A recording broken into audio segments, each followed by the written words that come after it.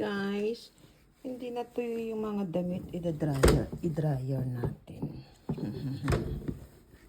Kasi maaraw pero malamig kasi kaya hindi rin kinaya. Ayan, dryer po natin. Ayan.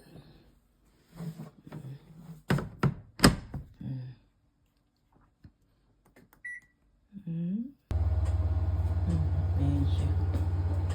Ayan ang ating dryer. Ay, patayin natin ilaw kung maganda. Ayan ang aming, ayan, sis, yung naghihilamos ng gano, yung mga tambak-tambak, mga sabon-sabon. Ayan ang ating, ayan ang ating oforo. Ayan. Ang shower room pala. Ayan, ang tagal na